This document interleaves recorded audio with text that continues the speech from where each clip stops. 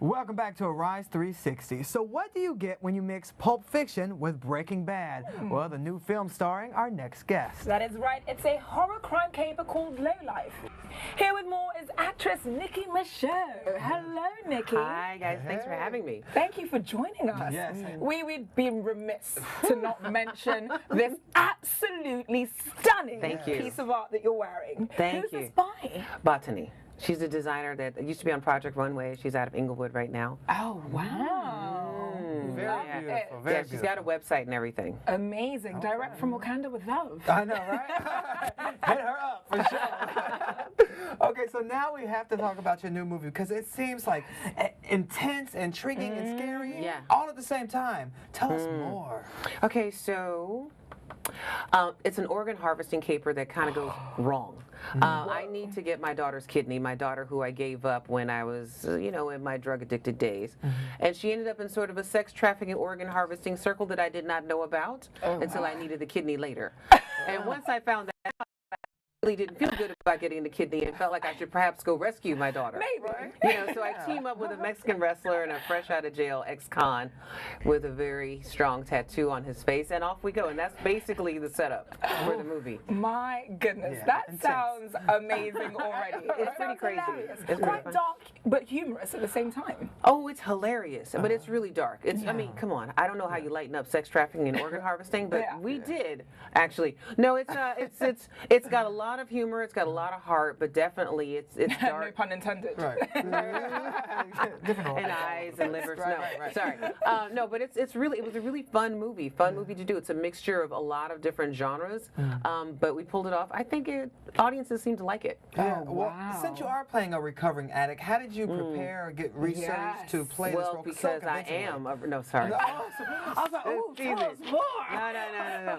Oh my God! And then she started That crying. wasn't in the bio. Oh my No, gosh. no, because I focused more on what's her immediate problem. Like she wants to save her husband, save her daughter.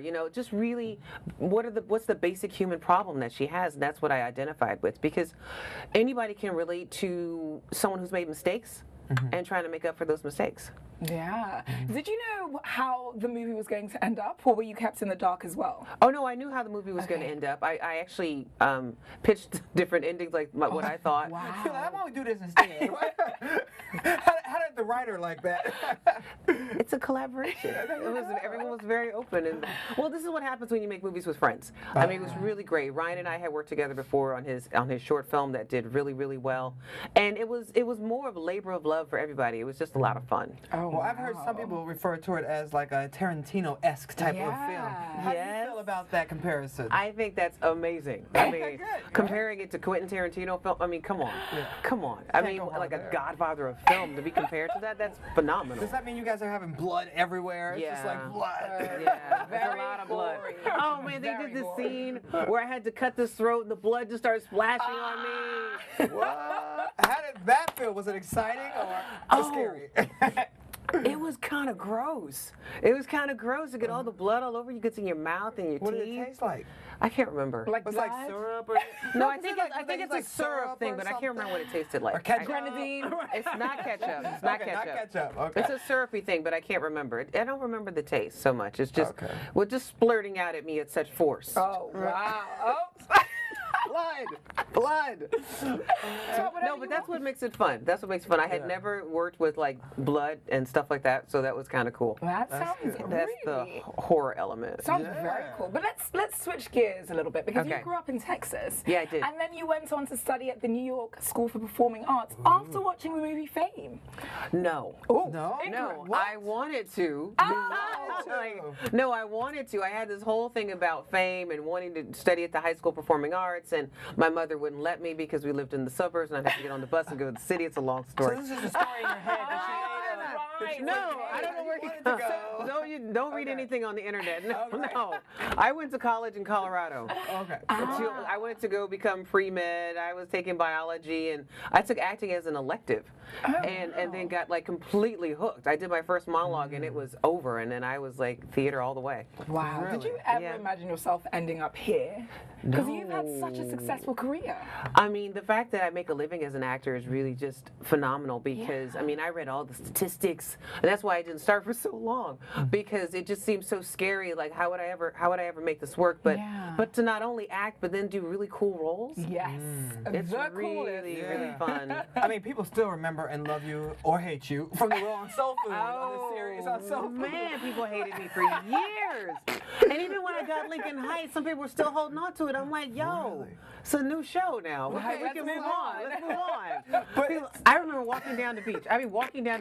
There she go. I'm like, Husband still up, cheater. Like, but you know what? You have to love that. You have to love that, because if they can like identify, love you, hate you, whatever. I mean, it's kind of an actor's dream. You know, if you could be like the Joan Collins of like soul food, it was awesome. It was great. well, how did it change your career? Because it made you recognizable in every household in America. Well, I mean, honestly, gosh, I've been working pretty consistently, you know, because I went from Soul Food to, I was on 6 Feet Under, and then I did The Shield, and then I did Lincoln Heights. It just kind of was boom, boom, boom. You know, and now I'm in this new chapter doing film, which is really, really fun. And you also have a chapter of your life as where you moonlight as an ambassador for Oxfam. Oh, yes. Tell us about your philanthropic endeavors. Ooh, well, I don't do as much now, but I worked with Oxfam as one of the Sisters on the Planet. Oh, wow. And basically, we champion, give voice to women's issues across the globe. We try to draw an attention to different issues that are going on. So I did a trip with them to Cambodia, where we went around to the different farms in the rural areas, speaking to women, speaking to young girls, kind of understanding what are some of the challenges. And also, we're working on sustainable farming for them. Oh, wow. It's pretty amazing stuff that Oxfam does. I was going to say, how was that experience? Did it change your life? You know, a lot of times when people take part in those things, it makes them get a whole new outlook on life. You know, I learned a lot. I learned a lot about not only Cambodia, but I learned a lot about poverty in this country. What was interesting was it's different from, poverty in Cambodia is different from, say, poverty in Zimbabwe. You know, it's very different when you're able to eat. You know, because most of who we met were rice farmers or pig farmers, so they were able to eat. But if you're in a country that's experiencing a famine or a drought and you can't get to food, or you're living in Detroit with 3 kids under the age of 5 in like a one-room walk-up kind of thing, I mean, that poverty is severe. So it was just really interesting in terms of just getting a better sense of the world we live in and the struggles for women in general, and how if you lift women up, educating women, giving women, you know, property rights, you elevate the whole culture. And it's so interesting now. I'm sorry, my time. No, we love It's it. so interesting right now, because in terms of the whole Me Too movement and, you know, kind of shattering these silences about what women are experiencing and going through, and when people start to give voice and find out who they are, and I'm hoping that what we're doing in this country as women can start to trickle into other countries where women's issues are, let's just say, repressed. You know, right now there's just so much that needs to be done, and that's what we work on in Oxfam as a Sister on the Planet, is to be a voice for these women that don't have a voice. I love that. I love when you're putting your voice to a good cause. Absolutely. Yeah. And you're so passionate about it as well. It's very organic. Well, when I went to Zimbabwe, that was really amazing, because I had always, part of the reason why I worked with Oxfam was because I wanted to work on the continent of Africa, and they were one of the few organizations, like when Sudan kicked everybody out, they were one of the few NGOs that were left. And that's one of the reasons I got excited about Oxfam. But I ended up going to Zimbabwe, to Victoria Falls, to work with an orphanage there. And that's a phenomenal story, but you know, because some of the women, you know, there's rape, there's extreme poverty. So, so we had a family where a family feels like, a woman feels like she can't afford the baby, and the baby was left in a latrine. And they recovered the baby while we were there and took it into the orphanage. And we were trying to, you know, help give voice to the campaign, like, if you feel like you can't keep your baby, take it here. You know, because there's a lot of, when you're don't have access to education, there's a lot of stigma to certain things. And the orphanage was meant to be a place where people could be welcome to bring their children for whatever reason, you know, for whatever reason. So we were doing just small things. We helped them paint a new orphanage. We helped them with a garden. We're a bunch of non-skilled volunteer workers, just trying to do a little something. And but this woman who runs the orphanage is just a fantastic heart and soul. And when you see people who have dedicated their lives to helping others, you know, my job as a person who gets gets to be in front of the camera is to speak. Absolutely. So I speak and I talk about it.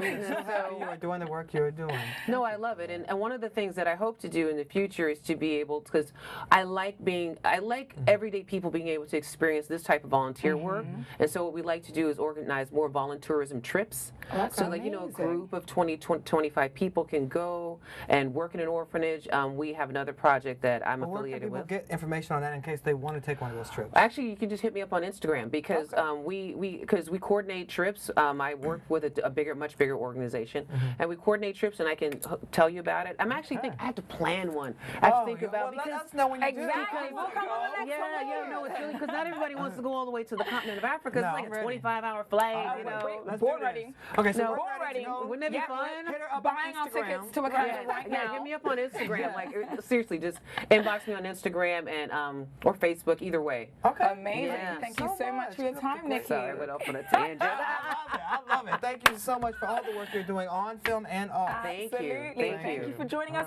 We'll be right back.